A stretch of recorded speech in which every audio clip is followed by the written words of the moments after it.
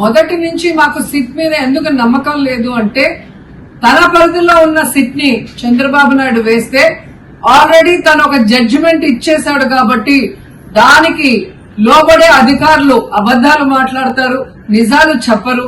ఎందుకంటే ఈరోజు సిట్ లో వేసిన అధికారి అడిషనల్ డీజీ, ఆయన కన్నా పెద్ద ర్యాంక్ లో ఉన్న టీటీడీ ఈఓ, మరి ఐఏఎస్ ఆఫీసరు మొదట మాట్లాడిన స్టేట్మెంట్ కి చంద్రబాబు నాయుడు గారు అబద్దం చెప్పిన స్టేట్మెంట్ తర్వాత మాట్లాడిన దానికి తేడా చూస్తేనే ఈ సిట్ అనేది సిట్ అండ్ స్టాండ్ కి తప్ప దేనికి పనికిరాదనేది అర్థమైంది.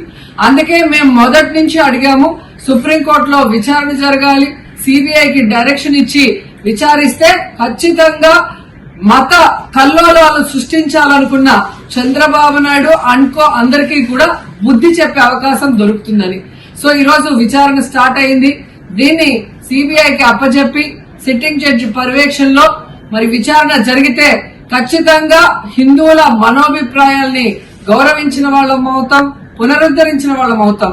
లేకపోతే చంద్రబాబు నాయుడు వేసిన ఈ నింద పవిత్రమైన లడ్డూని తినాలా వద్దా, దీంట్లో కలిసిందా లేదా అన్న అనుమానంతోనే భక్తులందరూ కూడా ఈరోజు లడ్డూ తినకుండా వెళ్లిపోతుంటే ఒక తిరుపతి అమ్మాయిగా చాలా బాధేస్తుంది.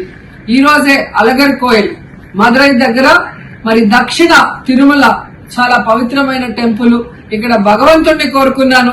ఖచ్చితంగా సుప్రీంకోర్టు ఇన్వాల్వ్ అయి ఈ కేసుని విచారించాలి. తప్పు చేసిన వాళ్ళని, అలాగే అంటే తప్పుడు స్టేట్మెంట్ ఇచ్చిన వాళ్ళందరూ ఎంత పెద్ద పొజిషన్ లో ఉన్నా కూడా వాళ్ళని శిక్షించాలి అని. ప్రాంగంగా చెప్పాలంటే ఇక్కడ ప్రకాష్ రాజు కొంచెం డౌన్ చేయరా, జగన్మోహన్ రెడ్డి వీళ్ళెవరు కాదండి. మొన్న కళ్యాణ్ బాబు గారు మాట్లాడిన దాంట్లో కూడా ఇవాళ సనాతన ధర్మం, దానిలో గాడ్ అనేది ఒక భాగం.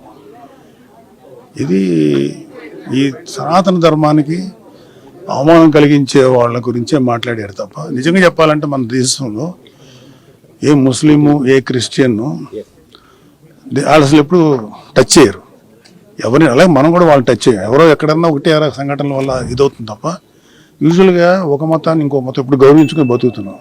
అది ఈ పాటికి భారతదేశం ఏంటంటే ఎప్పుడు లాంగ్ బ్యాకే 500-600 ఏళ్ళ క్రితం కూడా చచ్చిపోయేవాడు. సో అందరూ కలిసి జీవించడం అనేది మా అందరికీ, అటు క్రిస్టియన్స్ అయినా, హిందూస్ అయినా, ముస్లిమ్స్ అయినా, సిఖ్స్ అయినా కలిసి బతకడం అనేది మనకు మన పెద్దవాళ్ళు మనకి ఇచ్చినట్టుంది. అదే కళ్యాణ్ వచ్చి చెప్పింది సనాతన ధర్మం. అది ప్రతి వాళ్ళలోనూ ఇంకి ఉంటుంది. సో దాన్ని ఎవరైనా అవమానం చేసినా ఇంకోటి చేసినా కొంచెం బాధ అనిపిస్తుంది. సో లడ్డు అనేది ఒక చిన్న అంటే ఒక నిండిపోయినటువంటి ఈ నిర్లక్ష్యం చేయబడినటువంటి హైందవానికి, హిందూ మతానికి ఆ లడ్డు అనేది క్లైమాక్స్ లాంటిది. సో దానికి ముందు ఆ లడ్డు అనే దాంతో పాటు ఇంకా కిందకి వెళ్తే ఎన్ని దారుణాలు జరిగినాయో మా అందరికీ తెలుసు. సో నేను కూడా అప్పుడు మోడీ గారు వచ్చినప్పుడు మేము మాట్లాడిన కలికిరి సార్ అప్పుడు much before elections, Hindu temples కానీ ధార్మిక మండళ్ళు కానీ ఏదైనా సరే should be ruled by Hindus only. Muslims సంబంధించినటువంటి వక్ఫ్ బోర్డు వాళ్ళే చేయాలి, మిషనరీస్ క్రిస్టియన్సే చేయాలి. కానీ మనకేంటంటే బికాజ్ ఆఫ్ గవర్నమెంట్ ఎవరైతే అధికారులు ఉన్నారో వాళ్ళు చేసేటువంటి నిర్ణయాల వల్ల కోట్లాది మంది హిందువులు అఫెండ్ అవుతున్నారు. అదే కళ్యాణ్ బాబు గారి బాధ.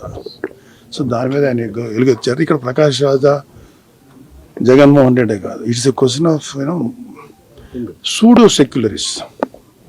హిందువుల్లో ఉన్నటువంటి సూడో సెక్యులర్ మీద మేము అంటే కళ్యాణ్ బాబు గారు మాట్లాడారు. రియల్ సెక్యులర్ ఎవరంటే పవన్ కళ్యాణ్ గారు. లేకపోతే ఆయన అన్ని మతాలతోటి సఖ్యంగా సయోధ్యగా ఉంటారు, మదర్సాస్కి సపోర్ట్ ఇచ్చారు, వైజాగ్ క్రిస్టియన్ మిషనరీస్ సంబంధించినటువంటి ల్యాండ్ విషయంలో పోరాడారు, హిందూ ధర్మాన్ని గురించి పోరాడారు.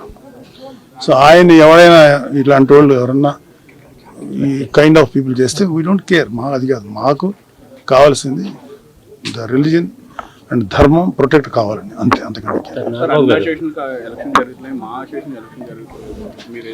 జనరల్ ఎలక్షన్స్ మా ఎలక్షన్స్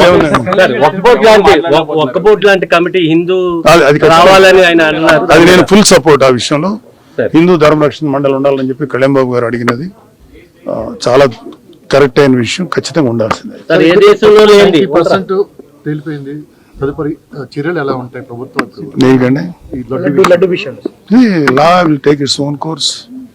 చట్టం తన పని తాను చేసుకుపోతుంది. ఎవరు తప్పు చేశారో వాళ్ళందరూ బయటకు వస్తారు. సో ఈవెన్చువల్ గా దానికి తగ్గ శిక్ష పడుతుంది. సార్ డిక్లరేషన్ మీద జగన్మోహన్ రెడ్డి గారు ఏం డిక్లరేషన్ మీద? తిరుపతి వెళ్తే డిక్లరేషన్ ఇవ్వాలి. దేవుడి మీద నమ్మకం ఉందని ఒక సంతకం పెట్టి వెళ్ళాలి. అలా ప్రతి చోట మక్కాలో కూడా మరి మీకు ఎంత ఆనందం ఉందండి, నేను ఏదో ఒకటి మాట్లాడాలి. చాలా సంతోషం. పర్సన్ మాకు దొరికారు, మేము తప్పేం లేదండి. ఇప్పుడు ఎవరి మతానికి తగ్గట్టు వాళ్ళని ఫాలో అవుట్. ఇప్పుడు నేను చర్చికి వెళ్ళాను ఎలక్షన్ టైంలో. అవును. నాకు అక్కడ జీసస్ క్రైస్ట్ ని ప్రార్థించినప్పుడు నేను కూడా ప్రార్థించాను కదా. అలాగే మసీద్కి వెళ్ళాను ఎలక్షన్స్.